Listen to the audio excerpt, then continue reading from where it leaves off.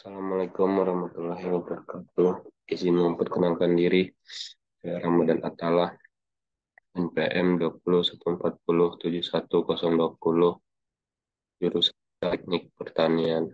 Ini saya akan menjelaskan tentang motor bensin 4 langkah atau dikenal juga dengan 4 tak. Satu, pengertian motor bensin 4 langkah.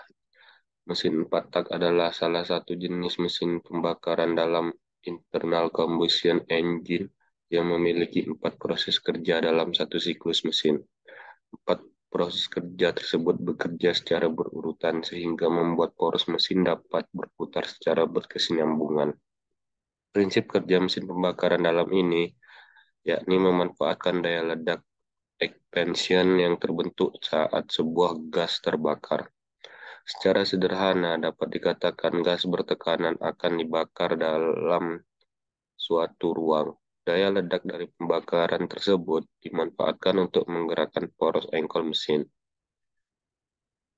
2. Cara kerja motor bensin 4 langkah. Langkah yang pertama, langkah hisap. Langkah yang kedua, langkah kompresi.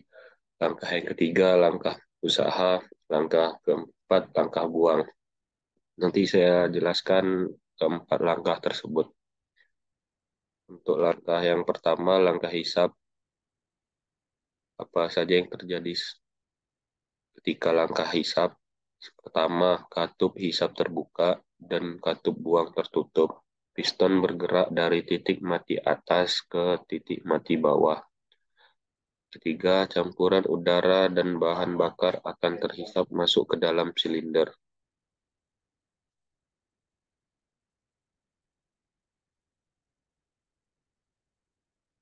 Langkah yang kedua, kompresi.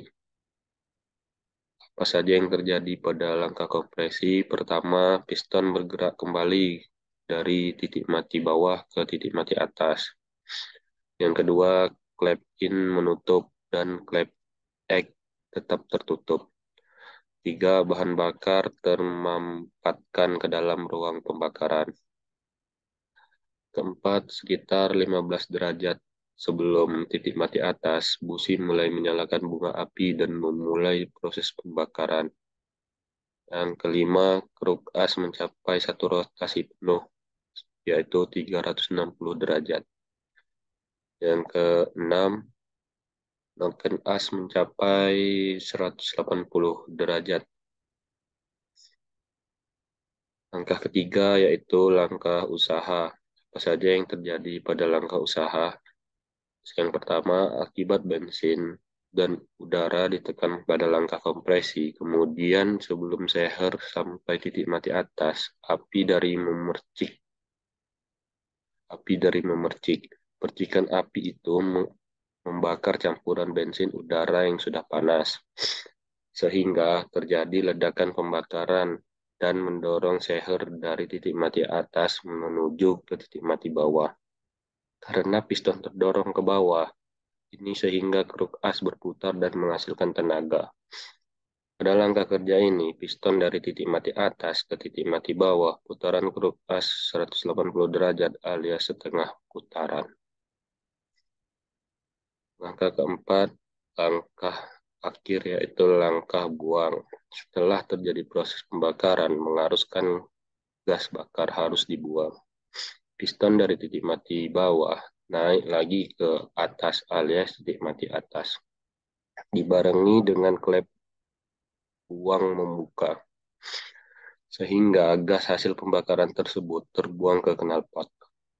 Langkah buang ini, piston naik dari titik mati bawah ke titik mati atas, menghasilkan setengah putaran kruk as atau 180 derajat.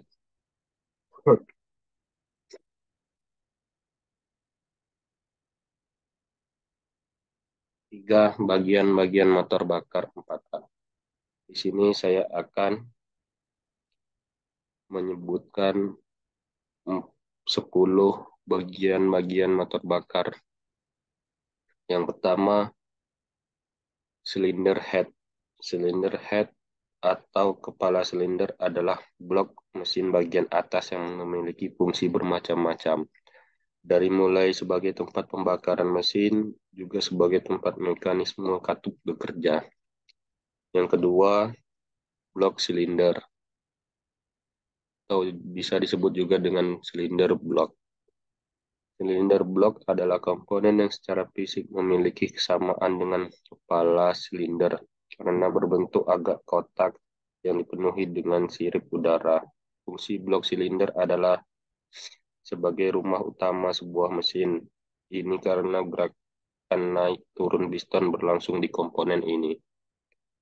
Yang ketiga, bak transmisi. Bak transmisi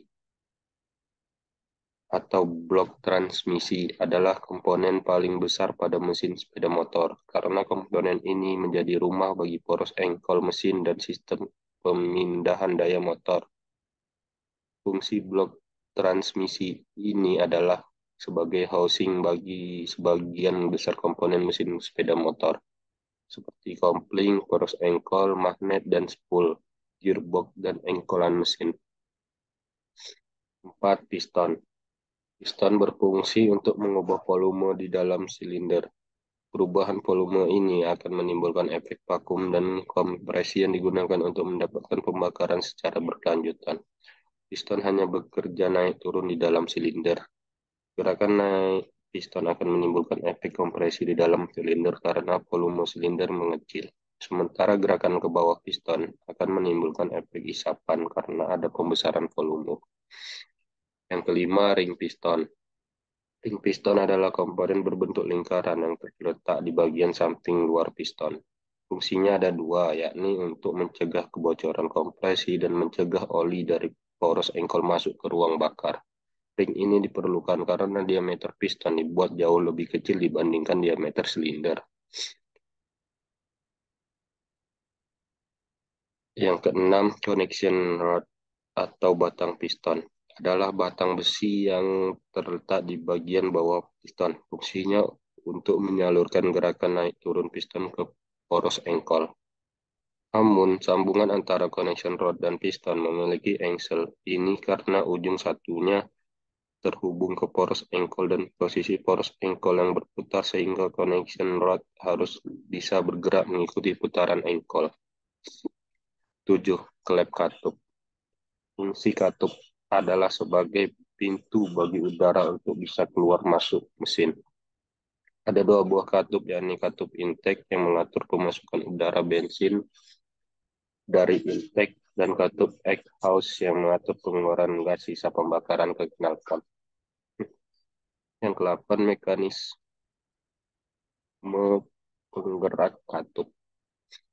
Mekanisme katup berfungsi untuk mengatur pembukaan katup intake dan katup exhaust agar sesuai timing pada segala RPM.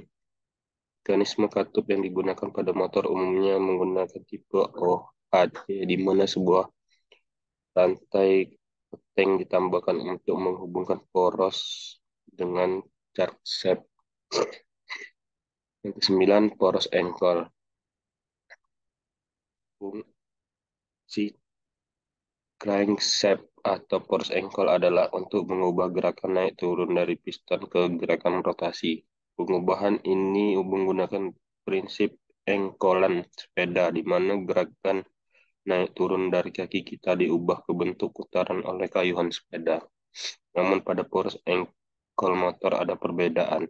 Karena mesin motor umumnya memiliki silinder tunggal, maka poros engkol akan dilengkapi dengan dua beban melingkar yang terletak di samping crankshaft. Yang terakhir, intake manifold berfungsi untuk sebagai selang yang menghubungkan udara dari karburator menuju saluran masuk mesin. Bentuk selang ini cukup simpel karena hanya berbentuk saluran memanjang. Bahan yang digunakan biasanya besi ringan, namun sekarang banyak juga yang menggunakan bahan plastik untuk semakin meringankan beban mesin. Selanjutnya, kekurangan dan kelebihan motor bakar bensin 4 tak. Yang pertama, kelebihan motor bakar bensin 4 tak, konsumsi bensin lebih irit dan kerugian dari gas-gas yang terbuang kecil sekali. Yang kedua, pada putaran rendah, motor dapat bekerja dengan halus dan tidak ada kesalahan dalam proses pembakaran yang disebabkan langkah buang yang tidak sempurna. Yang ketiga, setiap proses kerja diselesaikan sepanjang satu langkah penuh sehingga dapat bekerja secara ideal, yang menyebabkan tekanan rata-rata yang dihasilkan menjadi lebih tinggi. Yang keempat, cocok untuk putaran tinggi karena sistem pembilasannya lebih baik. Yang kelima, pengaturan campuran udara dan bensin lebih mudah karena tidak dicampur dengan oli samping. Yang kedua, kekurangan motor bakar bensin 4 tak. Yang pertama, konstruksinya lebih rumit karena adanya sistem katup.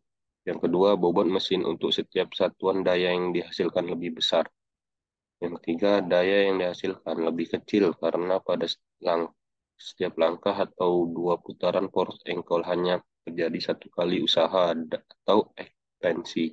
Yang keempat, getaran yang terjadi lebih besar. Yang kelima, sistem pelumasan harus sempurna agar mesin lebih awet.